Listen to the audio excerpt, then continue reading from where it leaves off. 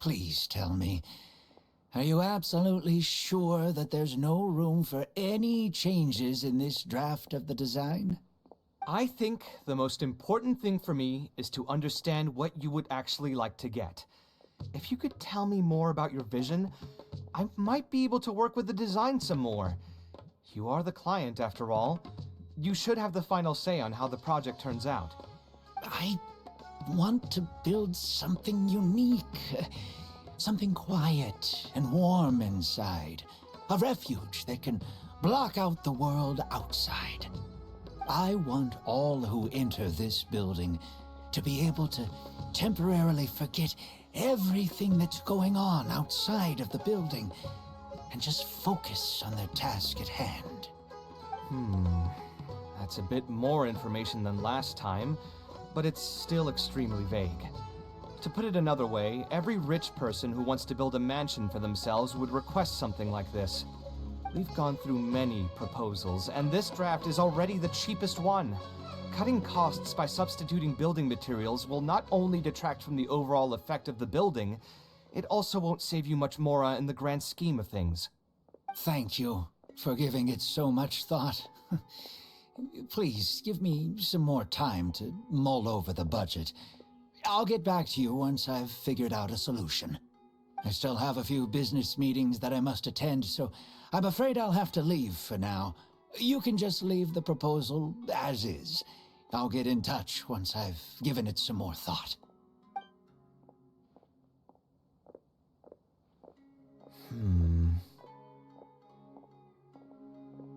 I also have a similar feeling. Is that really okay?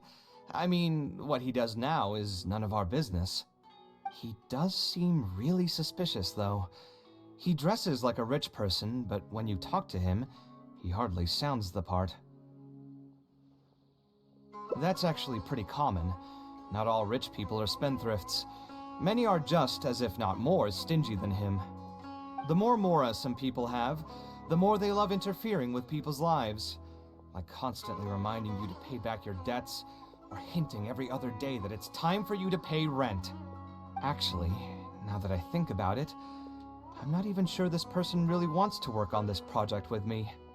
Putting his vague requests aside, he's still finding excuses to procrastinate even when we've decided on a plan.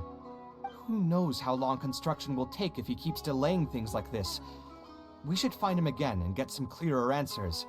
The sooner we can break ground on this, the better.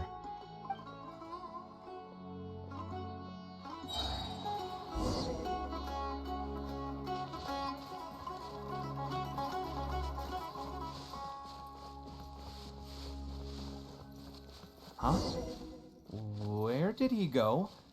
I could have sworn he went this way. Let's keep looking.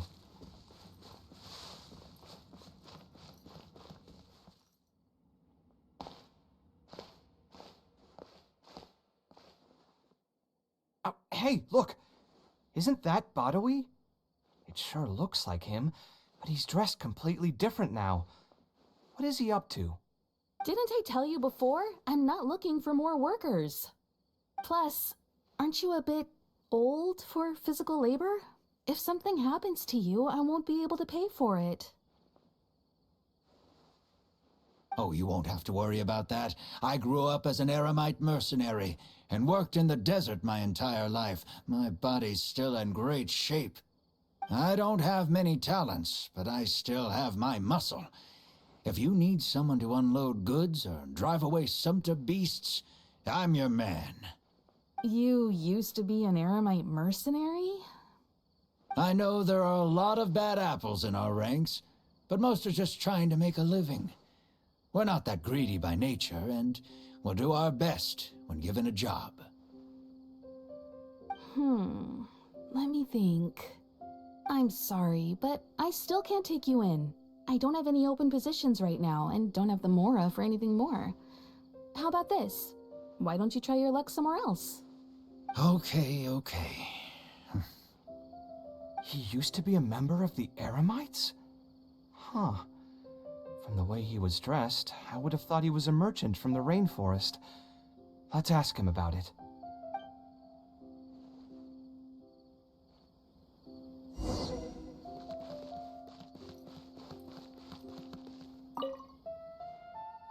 we meet again.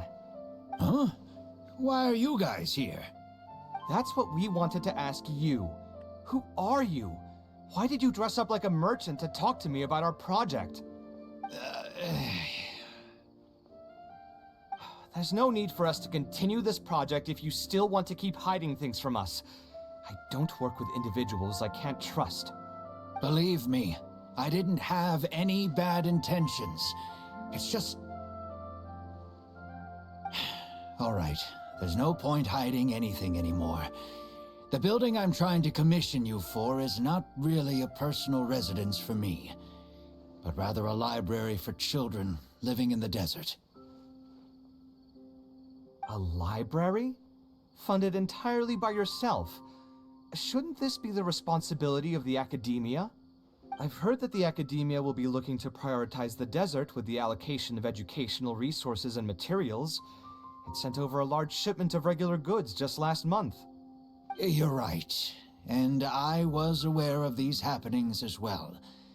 I just figured what I want to do is a separate effort from what's already being done by the academia. The desert is too vast.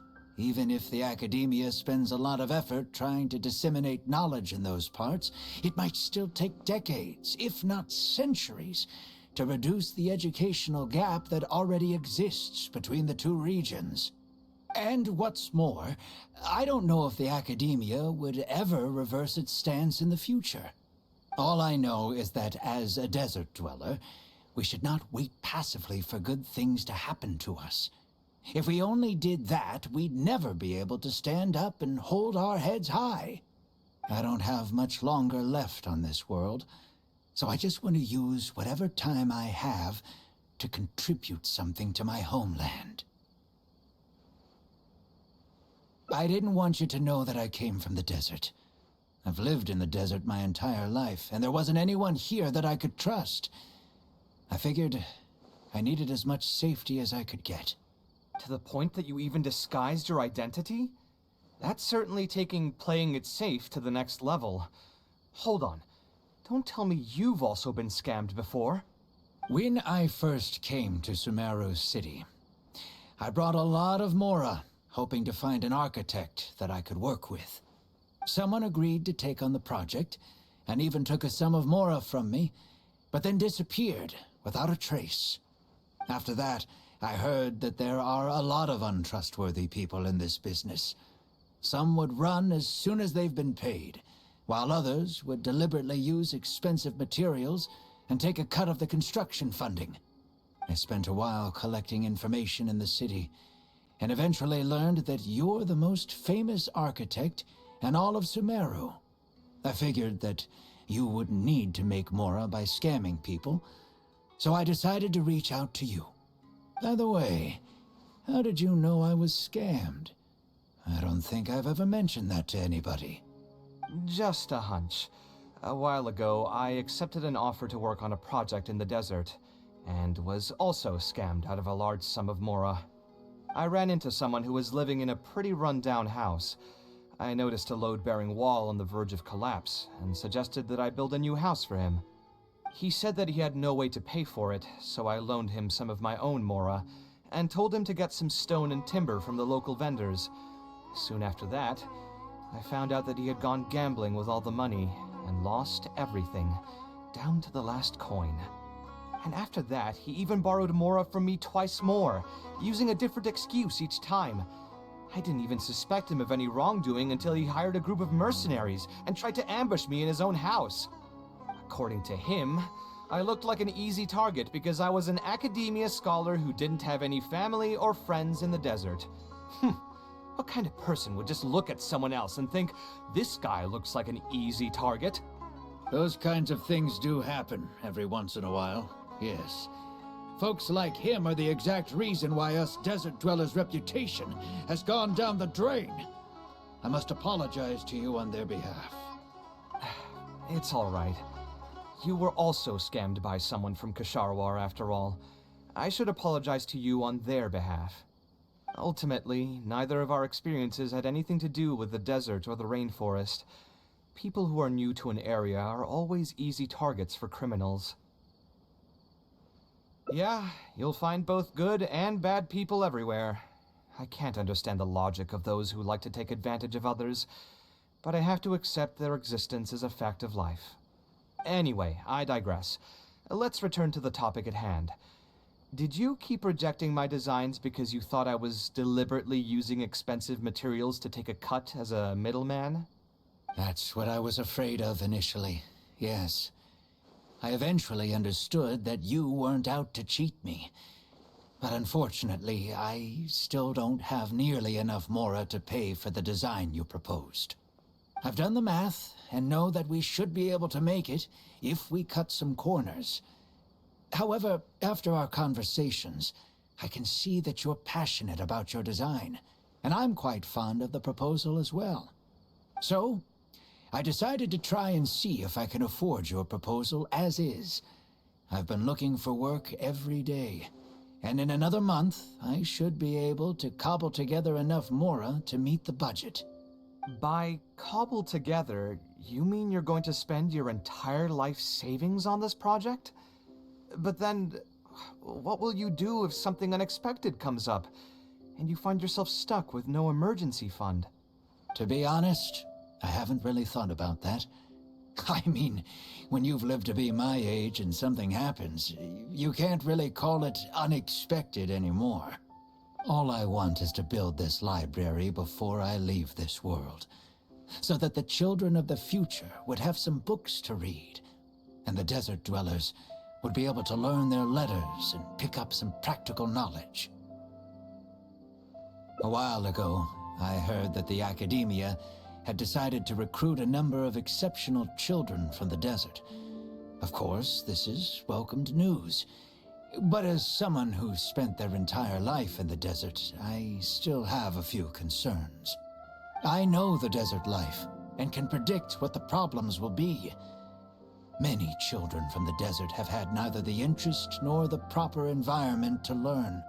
So even if the academia would take them in, once they enter the halls, they might find themselves surrounded by other children who look and act very differently from them. And as a result, they might become socially isolated. Yes, I can imagine that. My father passed away at an early age. Even though I had a good number of friends during my years at the academia, for some time I still sensed many critical looks in my direction. I'm sure a child coming all the way from the desert will have an even harder time. But let's bring this back to the building itself. I think you said that you want this building to be quiet and warm, with its doors serving as a solid barrier to block out the sound and fury outside, and allow one to focus on the book in their hands. Building it according to the current plan will be quite costly. Even if I don't charge you any commission fees, I don't think we'd be able to keep it under your budget. Any ideas on what we can do?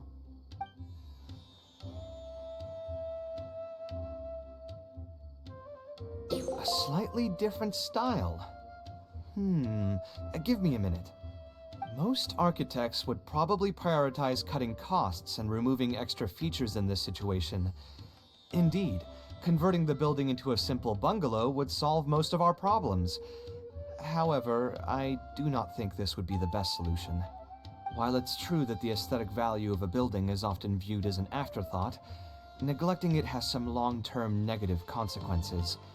It is especially undesirable in this situation, as the library will serve a high number of children, many of whom would have never been exposed to structures that may be considered elegant or beautiful. To completely give up on the more aesthetic design would mean stripping the children of an opportunity to appreciate the beauty of architecture. I share Badawi's sentiments in wanting to preserve a more complex design. However, if we can reduce the ornate aspects of the design while maintaining its fundamental elegance, which is to say we won't touch the arches and stone pillars, but make changes elsewhere. This is definitely a first. To make up for the loss of regular details, we would need to put a lot of extra effort into the layout, lines, and color. I see. Would that really be okay? It just increases the difficulty of the design.